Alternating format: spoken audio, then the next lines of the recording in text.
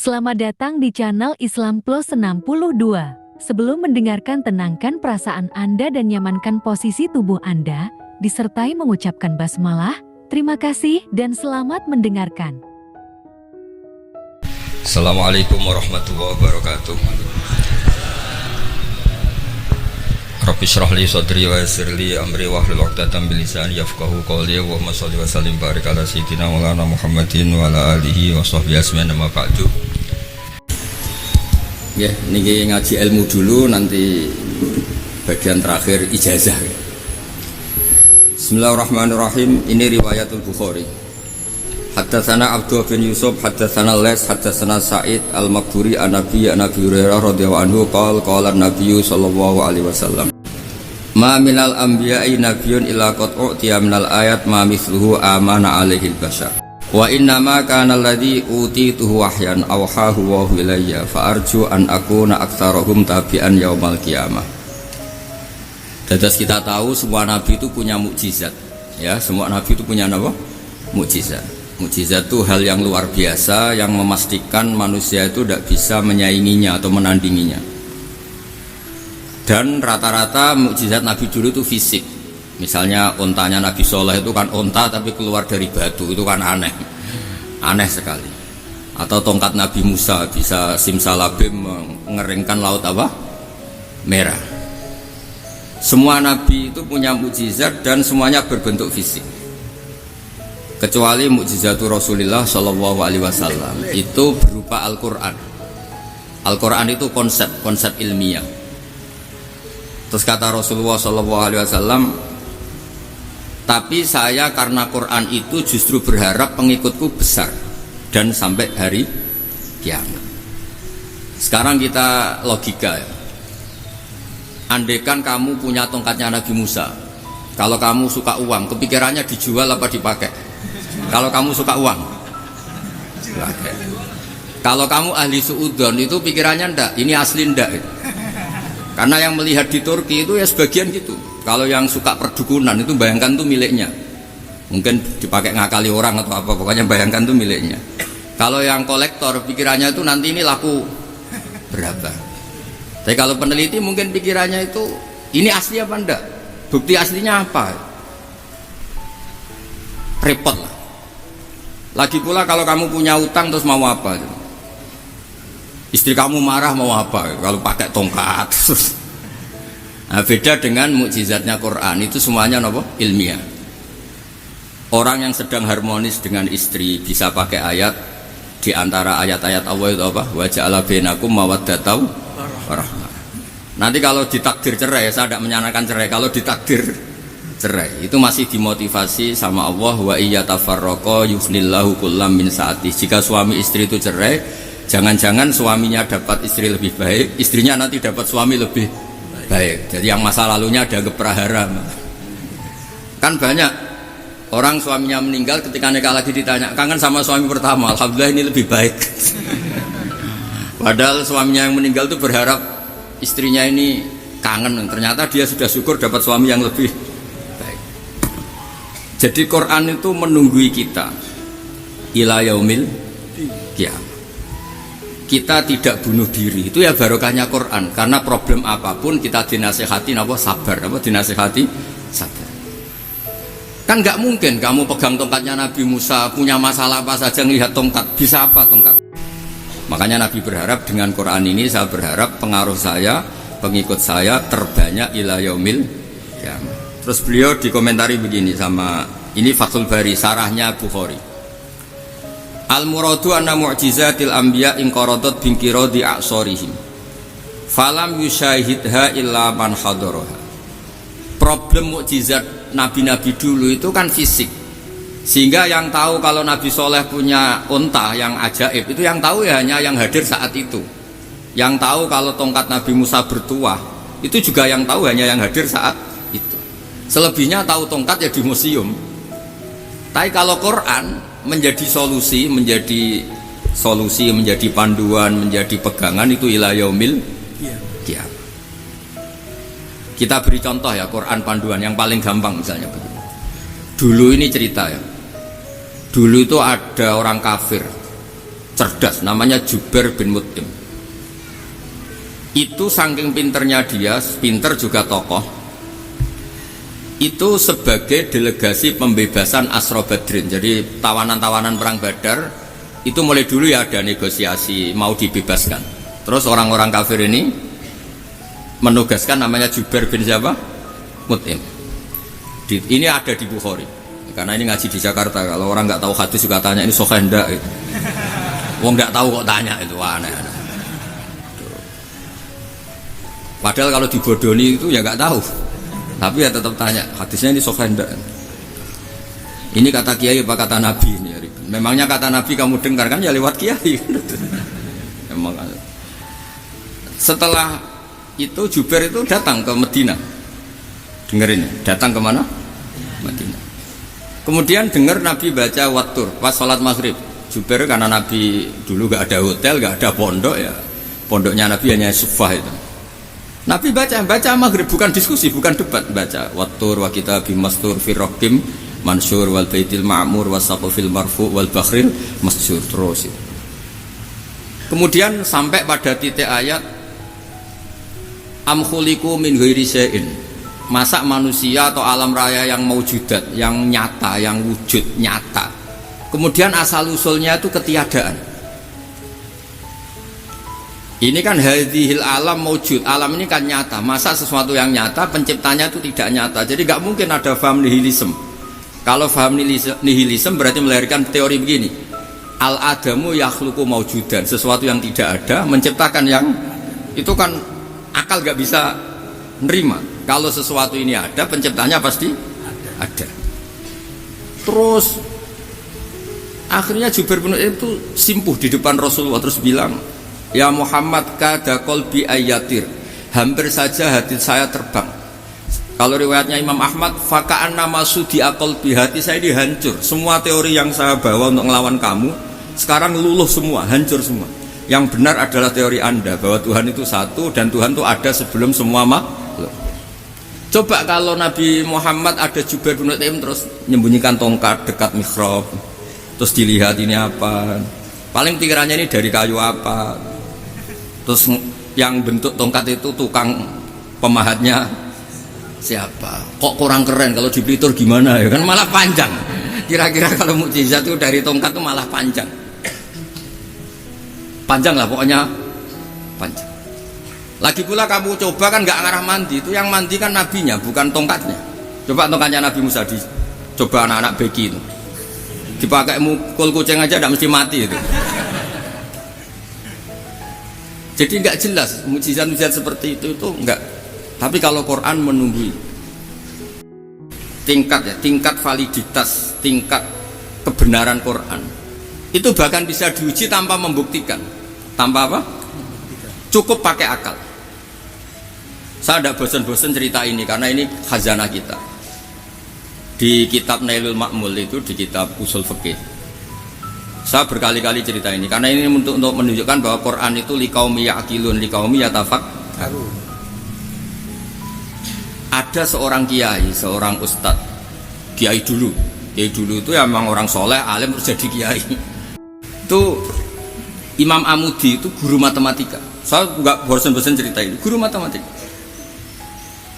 Muridnya sampai takut, ini masuk surga ndak? Kiai kok ndak ngajarin istighosa atau tahlil, malah ngajarin apa? Matematika.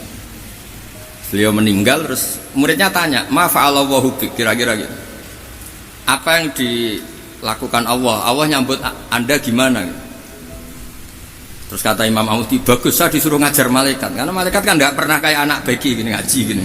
Malaikat tuh nggak pernah ngaji, dia iman saja karena tahu surga, tahu neraka, terus iman gitu aja. Jadi imannya malaikat tuh nggak keren kita. Imannya loh.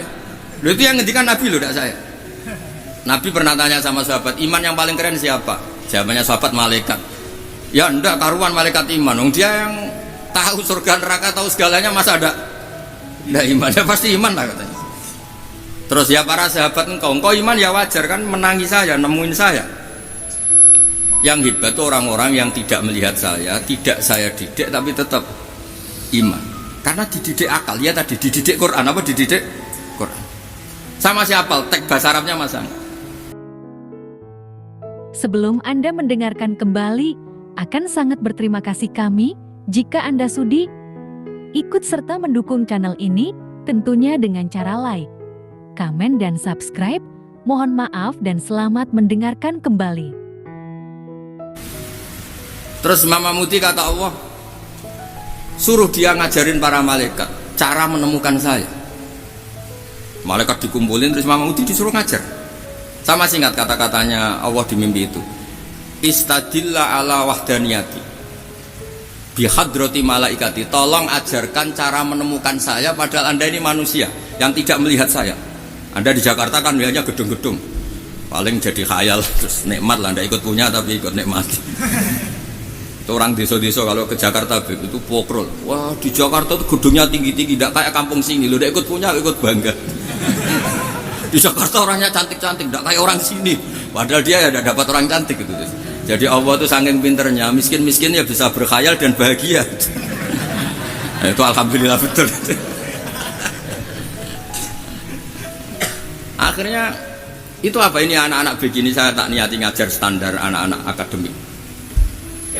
Terus pertama yang diajarkan hanya bilang gini, sama siapa teknya? Ya malaikat wahai para malaikat. Terus beliau bilang, nisbatus naini wassalasah ila mala nihayata lahu nisbatul far'i ilal asli. Angka itu jumlahnya berapapun, 2, 3 sampai triliunan, semuanya itu nisbatul far'i ilal asli, binisbat ilal wahid nisbatul far'i ilal asli. Angka 2 ya cabangnya 1, 3 ya cabangnya 1, 1 triliun ya cabangnya 1. Tetap yang asal usul adalah angka 1. Itu nangis semua malaikat.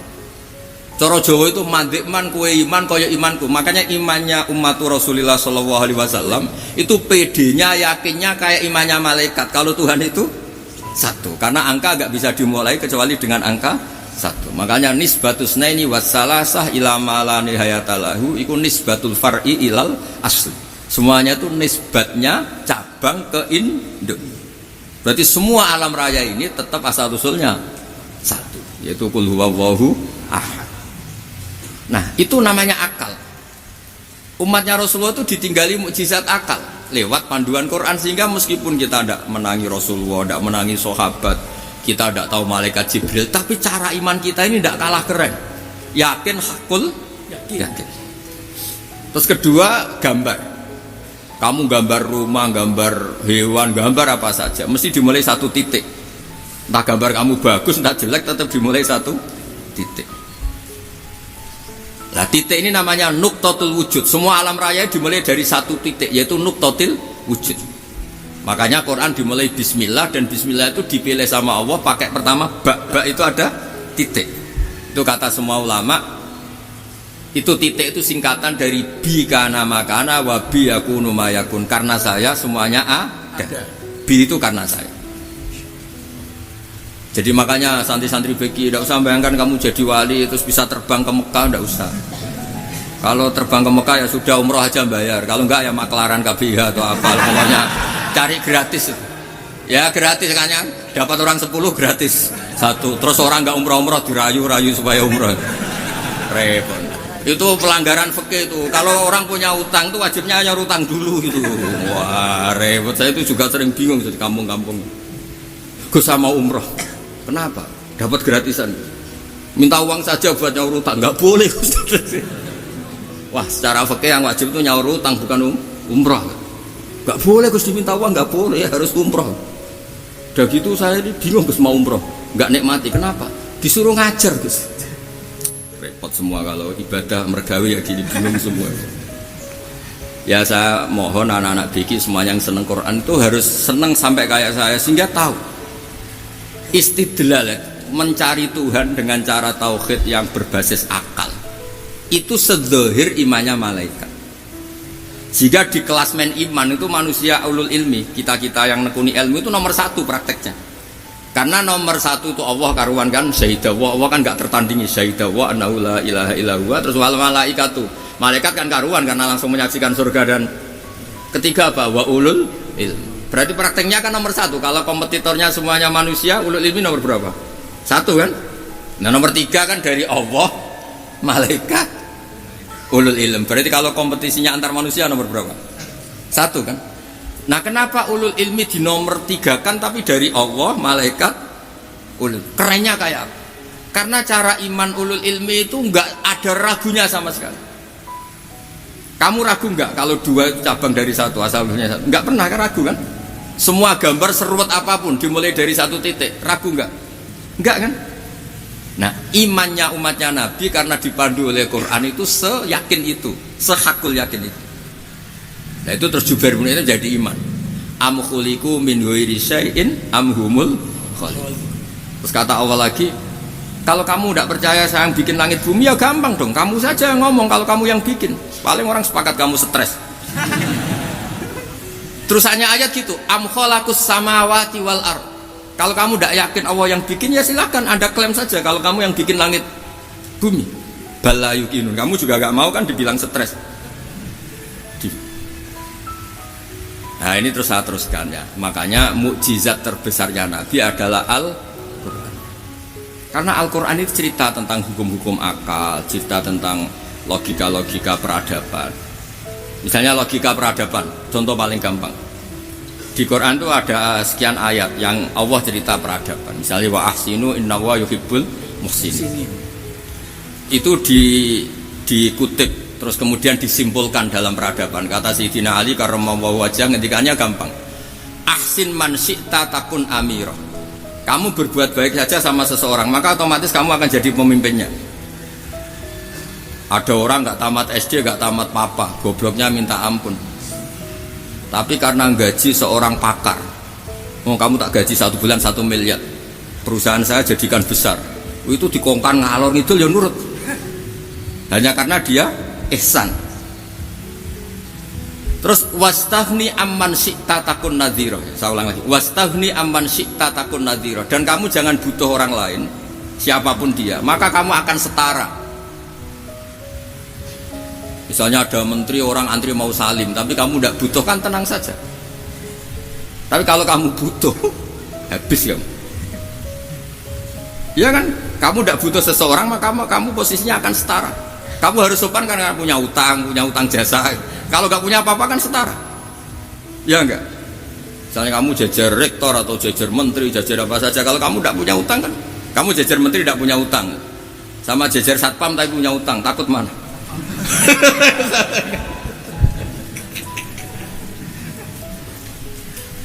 Kalau butuh itu mesti kalah kan?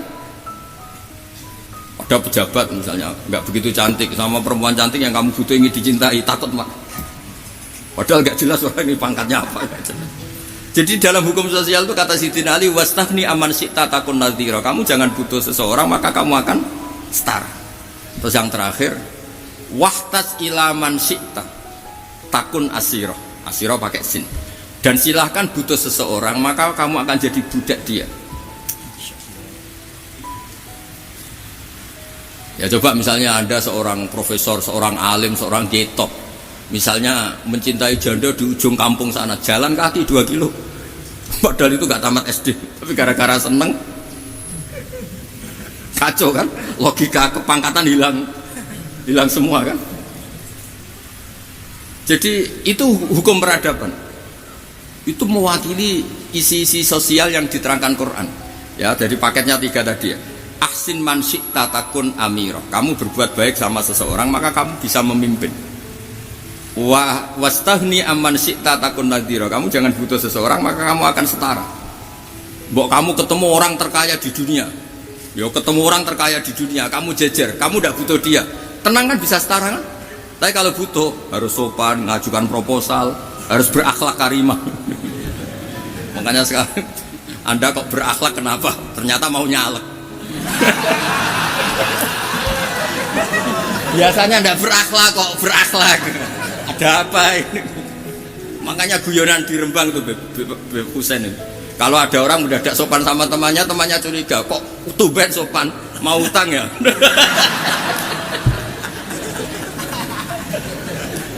Zaman akhir itu kacau. Sebelum Anda mendengarkan kembali, akan sangat berterima kasih kami jika Anda sudi ikut serta mendukung channel ini, tentunya dengan cara like, komen, dan subscribe. Mohon maaf dan selamat mendengarkan kembali. Ya di semua daerah gitu ya sama Pak Rektor ya. Kalau ada teman biasanya nggak sopan kok sopan, itu temannya curiga. Ini Pak Rektor UI ikut kaji. Kok tumben sopan, ada apa ya? Karena di mana-mana orang butuh itu pasti beretika.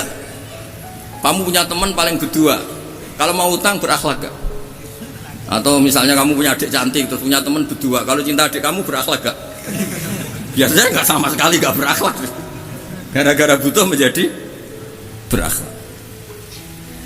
Ya jadi hukum sosial itu ya kuncinya 3 tadi. Ahsin man syi'ta takun amira, wastaghni amman syi'ta takun nazira, terus wahtas ila man syi'ta takun asira. Kalau kamu butuh seseorang pasti kamu dibikin hina. Asir itu tawanan. Nah, Quran itu bicara sosial itu lengkap. Dan itu yang nunggui kita. Kita punya tetangga yang kurang baik, ya seneng. Punya tetangga baik, ya seneng.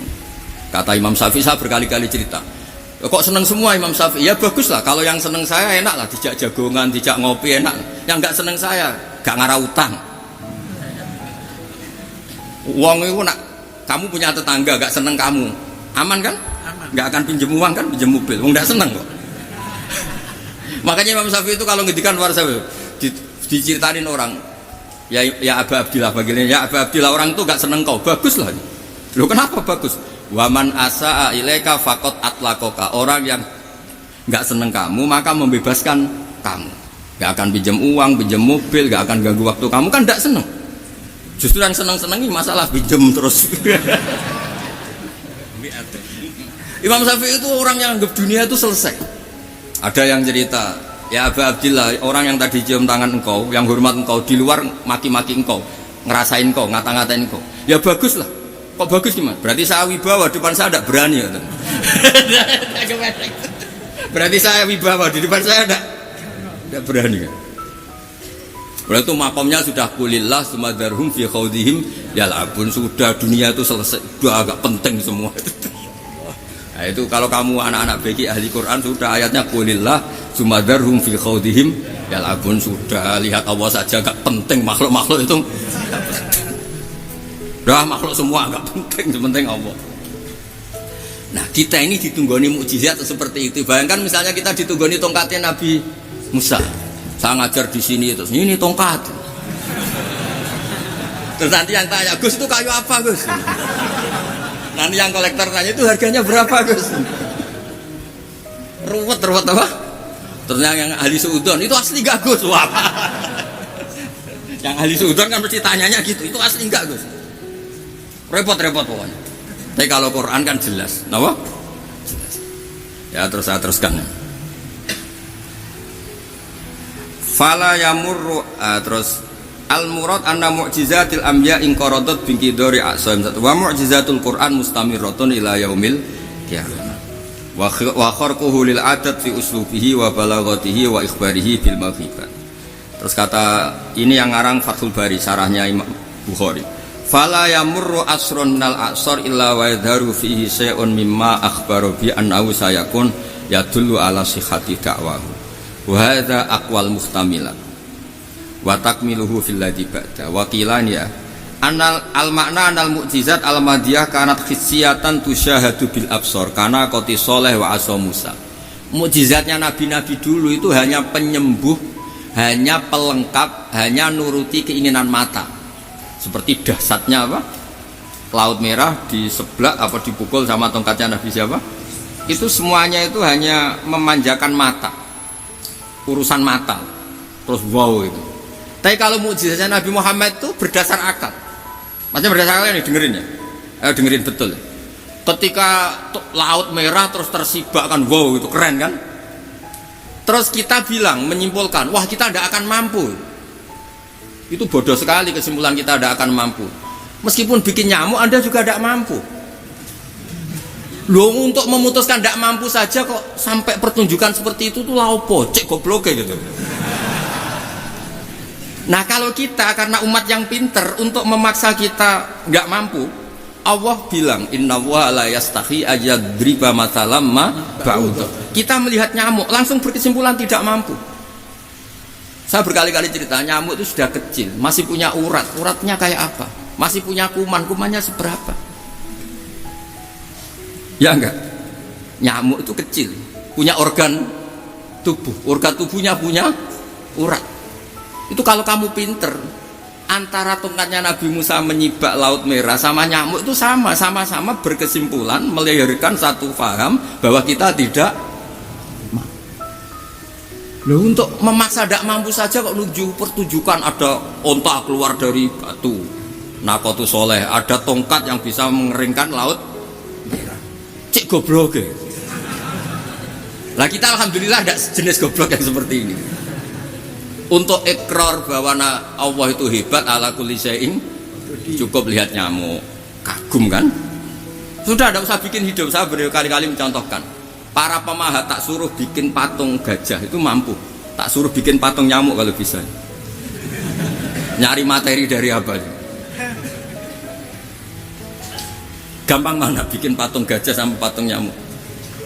Gajah, makanya Allah bikinnya contoh itu untuk ijaz itu pakai nyamuk, bukan pakai. Itu kalau ustadz-ustadz yang agak jorok malah contohnya nyamuk, Gus. Itu kecil. Itu kayak apa? Di dalamnya dia hamil. Itu anaknya kecil lagi, telurnya kecil lagi, itu gimana itu cara bikin itu? Makanya di sini ini ada kitab Itqan, itu komentarnya itu lucu. Ini kitab Al-Itqan karangannya Imam Suyuti. Ini persis komentar saya tadi yang kata Imam Suyuti, pengarang kitab Itqan. Wa ya imma khissiyah wa imma akliyah. Jadi mukjizat itu ada yang fisik, bisa dilihat indra, panca indra, bisa dilihat akal. Wa aktsaru mu'jizati Bani Israil kanat khissiyah li baladatihim. Bilada itu goblok, wa qillati basairihim. Dasar wong goblok. Mukjizat kok ngenteni sing wow. Maksudnya dasar wong untuk ngakui Allah hebat saja kok nunggu hal-hal yang seperti itu gitu. Paham ya? Mergo likil latin apa aklihim wa aksaru mu'jizati hadil ummah akliyatun li farati dzakaihim wa kamali afwahihim. Dan mukjizatnya umat ini semuanya berdasar akal karena sudah cerdas. Jadi andaikan kita melihat tongkatnya Nabi Musa menyibak Laut Merah dengan melihat nyamuk, kesimpulan kita sama-sama wow, sama-sama keren, sama-sama memastikan kita tidak mampu. Makanya terus Quran menerangkan kita wa ma min dabatin fil ardi wala ta'iri yatiru bi janahihi illa umamun amsalukum. Jadi keseharian kita lihat burung kok terbang. Itu sudah ayatun min ayatillah.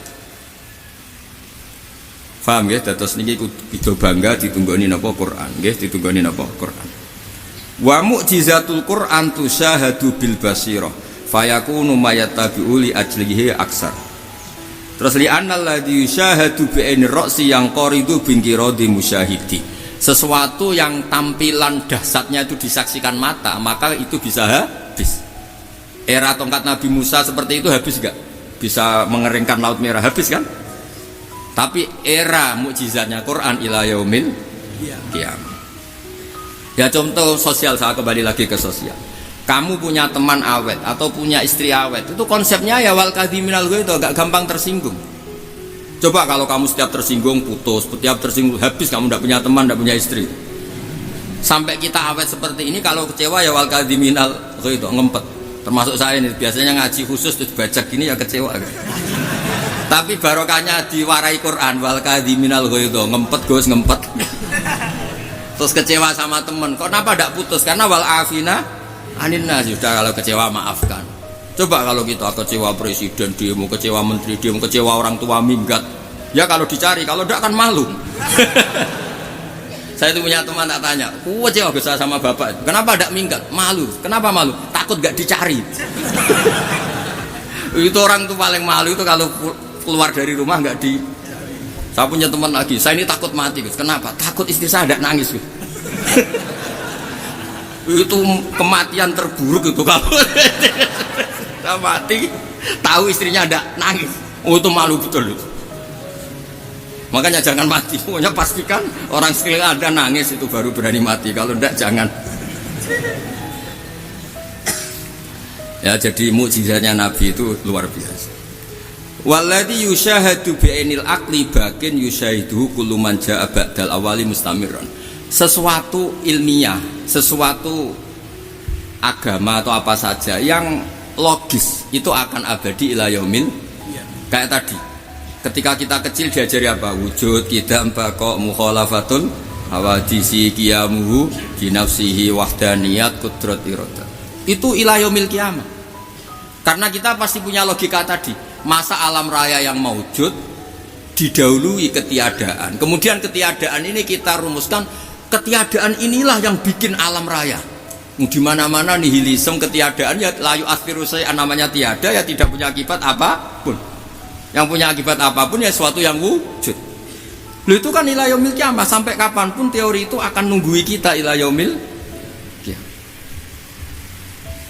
Tapi kalau tongkat Nabi Musa ketika kita tidak melihat kan punya alasan tidak ngandel, Musa tidak tahu. Tapi kalau kamu seperti ini, orang paling mulhid sekalipun, paling ateis sekalipun, terus ditanya, bisa nggak Anda mulai angka di luar angka 1? Tidak bisa kan?